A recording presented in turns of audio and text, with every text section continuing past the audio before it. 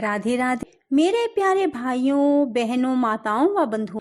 आज मैं आपके लिए लाई हूँ बैसाख मास महात्म का 29वां अध्याय। बंधुओं, यदि आपने हमारे चैनल को अब तक सब्सक्राइब नहीं किया तो जरूर करें और बेल आइकन दबाना ना भूलें, ताकि आपको हमारी आने वाली सभी वीडियोस की जानकारी सबसे पहले हो सके। बंधुओं, कथा को पूरी सुने। पूरी सुनने के बाद कमेंट बॉक्स में जय विष्णु भगवान, जय माँ लक्ष्मी जरूर लिखें। बंधुओं, सिर्फ 2 दिन शेष हैं बैसाख मास संपूर्ण होने में। बंधुओं, इन 2 दिनों में स्नान, दान, जप तप करके इन 2 दिनों में बैसाख मास महात्म के स्नान का, दान का फायदा उठाइए। बंधुओं, अपने कर्मों को संचित कीजिए। बंधुओं, अपने पुण्य कर्मों को संचित कीजिए। बंधुओं, यदि आपने बैसाख मास महात्म सच्ची श्रद्धा, विश्वास और निष्ठा के साथ स्नान किया, दान किया, जप किया, तप किया, तो इसका फल श्री हरि भगवान विष्णु और माँ लक्ष्मी आपको जरूर देंगे। किसी भी रूप में आपको मिले, सब कुछ भगवान श्री हरि की कृपा से आपको प्राप्त होगा ही होगा। बोलो विष्णु भगवान की जय, लक्ष्मी माता की जय। 29वां अध्याय। प्राचीन समय में कश्मीर देश में देवव्रत नाम का एक ब्राह्मण था। उसकी मालिनी नाम की एक पुत्री थी। वह कन्या सत्यशील विद्वान ब्राह्मण को ब्याही गई। वह उसके साथ विवाह करके अपने साथ यमन देश में ले गया। वह मालिनी अत्यंत दुष्टा थी। वह रूप योजन वाली, कभी भी अपने पति की प्रिय नहीं थी। वह निष्ठुर सदैव अपने पति से द्वेष रखती थी।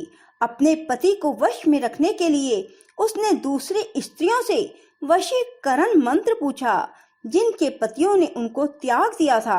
उन्होंने कहा, हमने तो अपने पति को वशीकरण औषधि से वश में कर लिया है, तू भी योगिनी के पास जा, वह तुमको दिव्य वशीकरण औषधि देगी, जिससे हमको विश्वास है तेरा पति अवश्य तेरे वश में हो जाएगा। उनके कथन अनुसार वह योगिनी के मंदिर में गई, जहाँ पर कुटी में 100 स्तंभ बने हुए थे।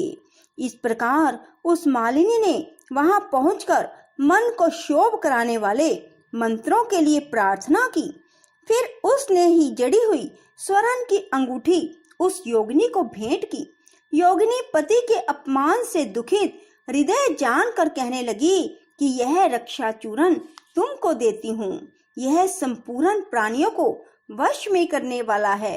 यह चूर्ण अपने पति को देकर उनकी गिरवा की रक्षा करना। तेरा पति तेरे वश में हो जाएगा। तेरे बुरे चरित्रों को देखकर भी तुझको कुछ ना कहेगा। वह उस चूर्ण को लेकर घर आई और संध्या समय दूध में मिलाकर अपने पति को पिला दिया।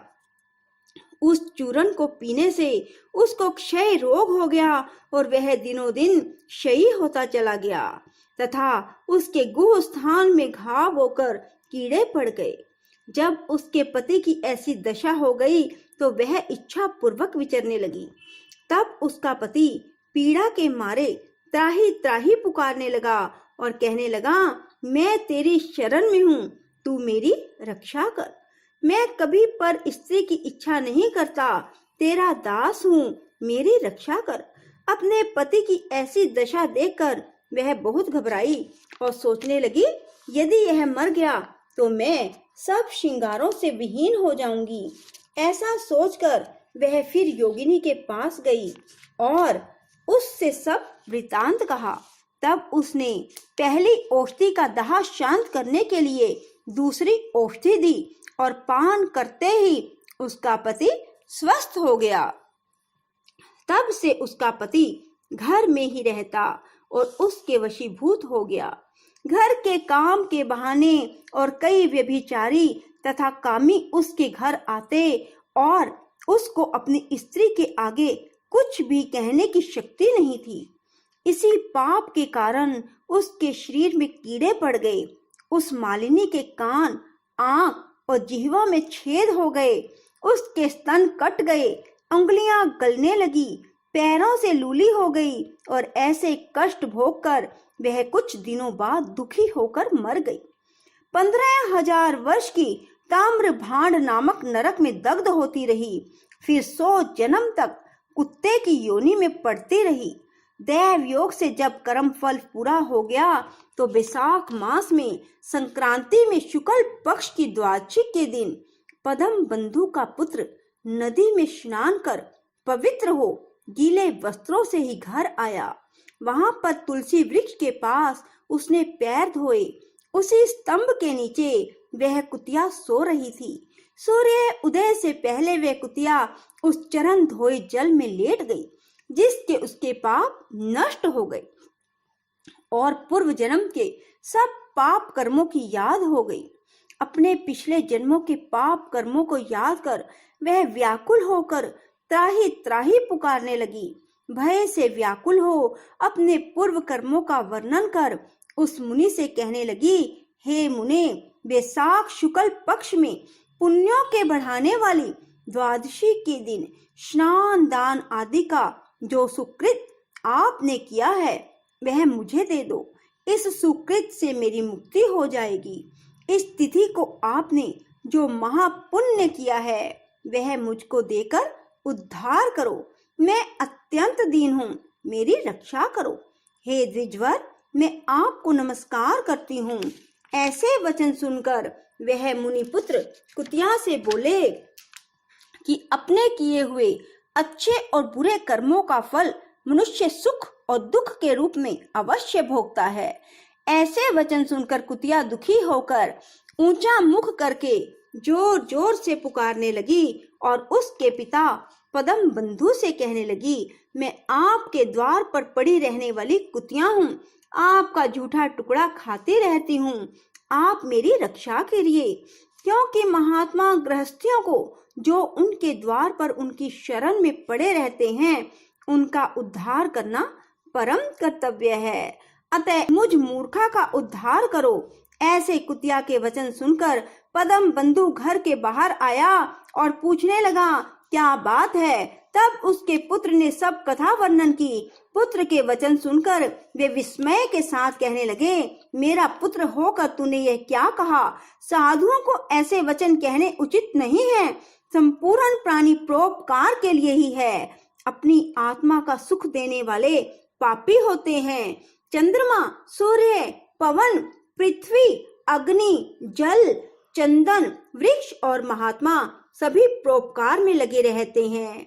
दधीचि ऋषि ने दैत्यों को अति बलवान जानकर अपनी हड्डियां निकालकर देवताओं को दे दी। जब भूखे शयन ने कबूतर को पकड़ लिया तो राजा शिवी ने अपना मांस काटकर शयन को दिया था। जिम्यूत नामी राजा ने गरुड़ के लिए अपने प्राण दे दिए थे। इसलिए विद्वान ब्राह्मण को तो सब पर ही दया करनी चाहिए। जैसे कीचड़ में फंसी हुई गो बाहर निकलते हैं, उसी प्रकार मैं भी बार बार प्रार्थना करती हुई इस कुतिया के दुख को अपने पुण्य के प्रभाव से अवश्य दूर करूंगा। इस प्रकार अपने पुत्र को समझाकर कुतिया से कहने लगा कि मैं तेरे निमित्त प्रतिज्ञा करता हूँ कि तू मेरे द्वादशी के पुण्य से पापों से छूटकर विष्णु लोक को जा। श्रुति देव जी कहते हैं, राजन वह कुतिया अपने शरीर को त्याग कर दिव्य वस्त्र आभूषण पहन सूर्य के समान तेज वाली तथा सावित्री के समान हो ब्राह्मण से आज्ञा मांग चारों दिशाओं को प्रकाशित करती हुई स्वर्ग में जाकर भोगों को भोगती हुई वैशाख शुक्ल द्वादशी के प्रभाव से उर्वशी नाम की अप्सरा श्रेष्ठ अंगों वाली और देवताओं की प्रिय हुई। राधे राधे। जय श्री कृष्णा। ओम हरे राम राम राम हरे हरे हरे कृष्ण कृष्ण कृष्ण हरे हरे।